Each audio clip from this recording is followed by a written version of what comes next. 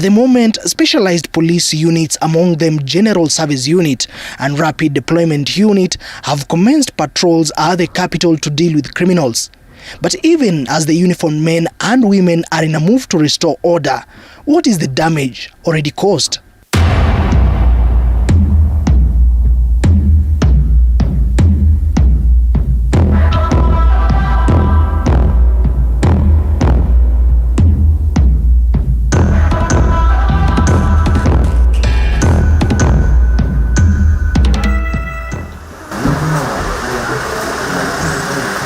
At the heart of Kenyatta Market in Mbagathi, Nairobi, we meet up with Boniface Mutuma, who ekes a living from shaving people.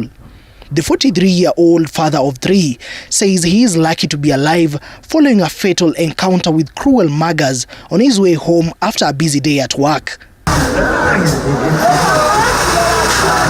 He vividly recalls events of a month ago. Mutuma narrates that it was on a Saturday at around 9:30 p.m. and he had closed shop headed back home to Kayole. But unknown to him, he was not to get there in good shape, and with no public vehicles at the usual pickup point, Mutuma opted to make a few strides down the road, but little did he know that he was headed to the danger zone.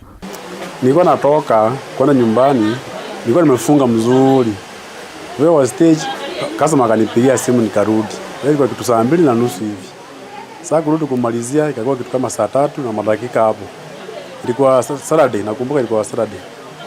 Sasa mimi kutoka tu mzuri kwenda pale kwa stage nikapata kuna magari. Unajua Saturday na hiyo nini huko magari sana. Kuna watu wengi.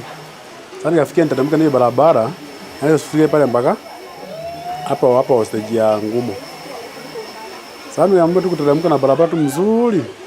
Kufika tu hapo stage ya kabla sijafika stage ya Ngumo, hapo juu kidogo kuna mbali wanaokuona matatu hapo zimeharibika, zimewekwa tu hapo kando. Kama nitamuka, nilikuwa tu watu mbele yangu. Vijana kama vijana wa 4 wa 5 hivi. Nikafikia na watu wanapanda. Nili kufika tu kwa karibia kupita nao, nisikia tu nimekata, nikaona tu damu imeruka juu, nikajaribu kuzuia na mkono. Lakini iko nini? Hayo endelea, nikamwambia chukueni kitu unachukua msiniue. Ile kitu anachukua nikasarana nikashika hivi. Wakachukua walitoa, nilikuwa na document hizo za shule na basari nini, nilikuwa nimeweka mfuko. Chukua hizo simu, ile pesa nilikuwa nayo. Mbagathi Hospital was where he regained conscience, where he was taken by a good Samaritan. His stay there was short as he could not afford the cost of medication at the facility. Mutuma will later be discharged, opting to receive further treatment from a local clinic in Kayole that his finances could manage. Nilikuwa disho 8,000 na siko na hiyo pesa. Hapo siko na hiyo pesa nikafikia naenda kupandile pali naishi because mimi naishi pande za huko naishi. Sasa nikaenda kwa history za mtaani hapo. Nikaenda akaniangalia. Niakaniambia atakuwa anaiosha, atafanya dressing, atoe uzi afanye dressing. Waka ipona akiangalia kama kuna shida kwa kichwa nini. Kama naumwa na kichwa nikamwambia hapana. Anaambia endelea na kuangalia vile itakuwa. Akaendelea na kuangalia. Sasa nilikuwa naenda dressing kila siku, natoa 200 kila asubuhi kwa wiki 2. Yeah. Ndio baadaye akanishona. Sasa ndio nikarudi kazi. Mimi sikuwa najua kama nitakuwa hai. Nilikuwa najua nimeenda. Ani vile niligongo na vile sikuwa nasikia ile kubreathe ni breathe sana. Breathe sana kabisa. Wewe unataka kutembea nilikuwa nasikia kizunguzungu nini. Hata kuja kufanya kazi hapa, nilikuwa nafanya tu kidogo. Siwezi simama sana, simama kidogo nakaa kwanza kwa kiti. Hudumia customer, hudumia kidogo mmoja. Naenda nakaa kwa kiti because naanza kusikia kizunguzungu nini ya. Tu kama hiyo. After 2 weeks, Mutuma got back to his shop, but this time with a scar, obeyed, thankful that he lived to see another day, which he says is a miracle. Ngoja sikuwa na ile pesa, nilikuwa na kitu kama 1,000 na kitu 400 hivi. Na simu ni Rion sema 4,000 hivi. Sasa unaona hata kama liniumiza, hiyo si kitu kinawasaidia. Yeah. Ngoja hata ningeaga juu ya kitu si ya maana sana ile inasaidia hata mwenye kuiba haiwezi msaidia. Boniface Mutumo was lucky to return home to his family after an encounter with gangs, but that was not the case for Kigan Kidwa. I am heartbroken and devastated by this. This is home ground, so why should this happen? A 24-year-old information technology graduate murdered within his neighborhood of Ridgeways along the busy Kiambu Road. Githu was stabbed in the chest to death on Sunday, October 30th, while walking home by robbers who were riding on a motorcycle and made away with his mobile phone. It's a dream that I don't want to wake up from. I'm like, how? Walking, broad daylight, how can this happen? This is unfair, it is unjust. Detectives have since arrested 4 suspects linked to the murder. In a statement by Githua's family, indicating that Kigan was rushed to AAR Hospital on Kiambu Road by Good Samaritans but succumbed to his injuries. He was walking on a path that he has walked many times. And somebody from nowhere, the border people, killed him. Killed him. The man who could not hurt a fly. It is so unfair. In a miscellaneous application made at Makadara Law Courts, investigating officers were granted 2 weeks to detain the 4. The 4 were arrested on the 16th of November, with the Directorate of Criminal Investigations in a statement saying that the series of arrests started early Tuesday, where the first suspect was apprehended at a city toilet along River Road, Nairobi. The suspects had been trailed for about 2 weeks as detectives from Starehe consolidated crucial leads before launching the operation at 4 a.m. The guns. Another victim of the notorious gangs terrorizing Nairobians is Joy Naishipai, a student in one of the colleges in Nairobi. Naishipai reveals that she is still traumatized after being robbed of her phone in day broad light at a gunpoint while she was headed for lunch. So 2 people at first, but I didn't think they were thieves, so I kept on walking. So while I was walking, one of them came just before me and he stood. So I tried to avoid him, but the second person came. And so I decided to stand, but I didn't even realize that that person was on my left side. I didn't know at first what they wanted, and they didn't even talk. So I just felt something on my waist, left and right, and no one talked. So I was holding my phone in my right hand. And then the one who was standing before me, ndiye aliniwekea gun hapa kwa shingo. That's when I realized that I think these ones are also guns. So he told me, nipe your simu. Mind you, I had just withdrawn some money, so it was in my pocket.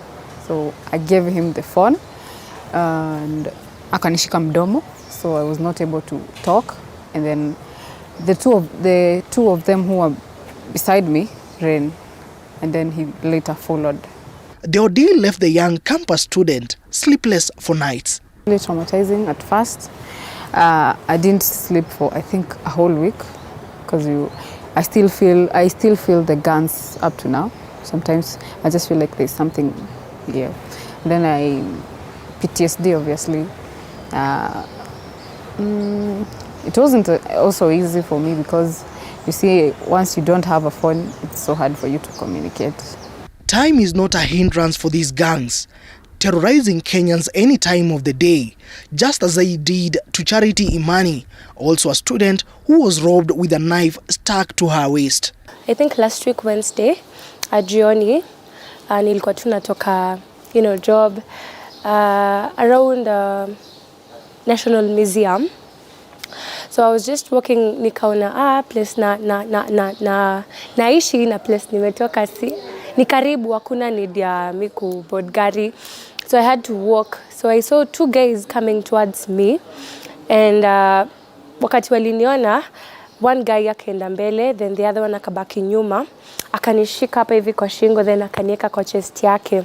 I was like, msupa, nitole yote nje. So me, ama nikudunge kisu. So when niliona hivyo wakatoa kisu ilikuwa hapa hivi, ilikuwa ina shine, so mimi nikashtuka and then nikahave kumrushia bag. Then wakaichukua bag, ilikuwa na vitu nyingi ndani, wakasonga mbele, walikuwa tu wanatembea. Even with the presence of passers-by and vehicles passing by, this does not stop the daring criminals to exercise their inhuman and life-threatening acts on innocent people.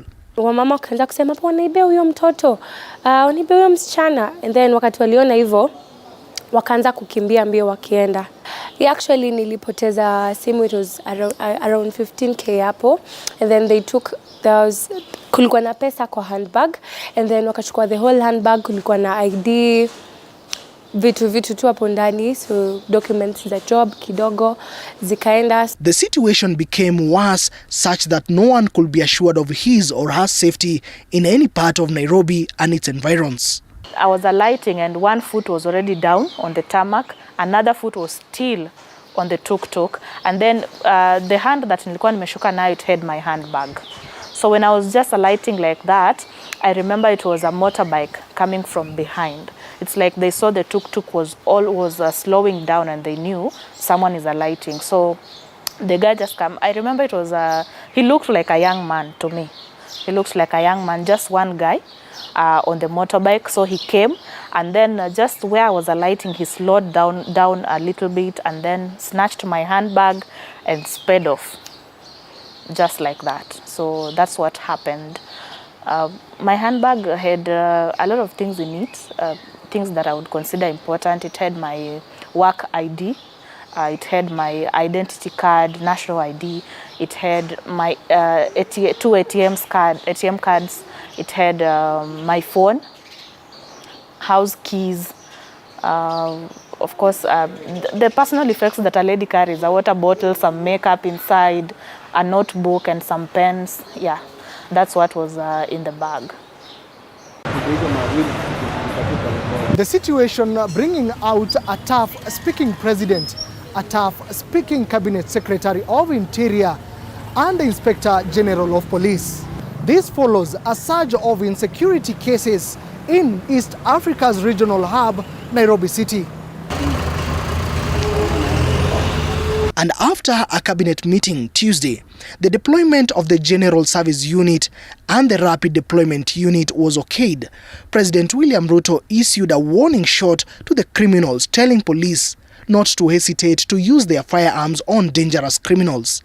We deal with criminals firmly, decisively, conclusively, in accordance with the law and the Constitution.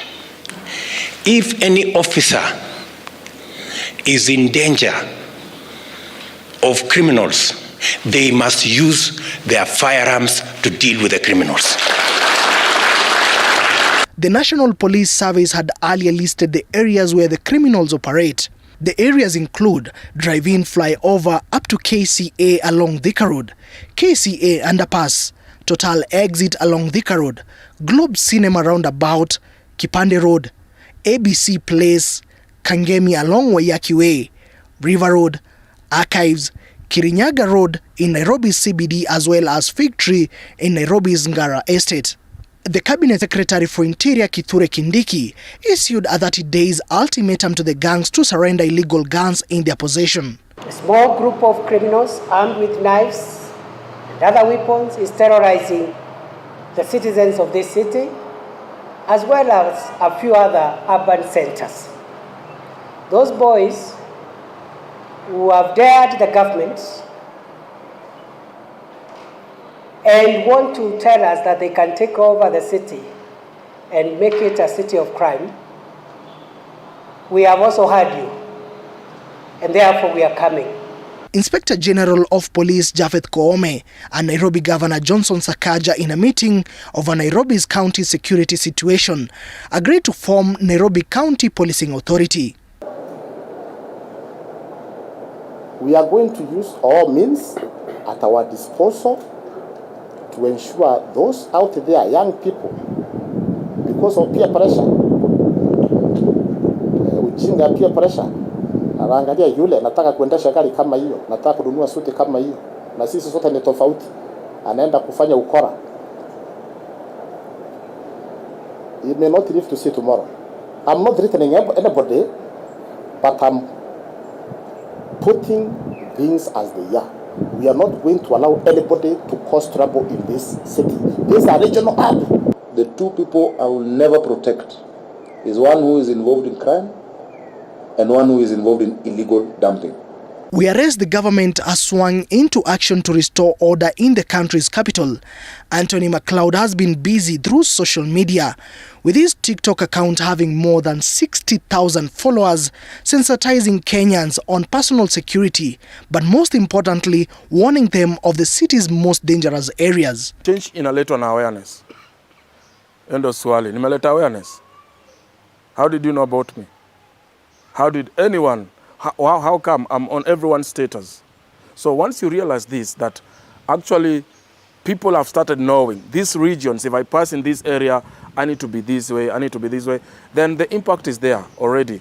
But now what we are waiting on is now the authorities to take action on these things that I'm talking about. Because for sure, they are echoing it. The president has talked of it. Hata nimeona Sakaja using my own, slogan words. Pigwa nyongolo.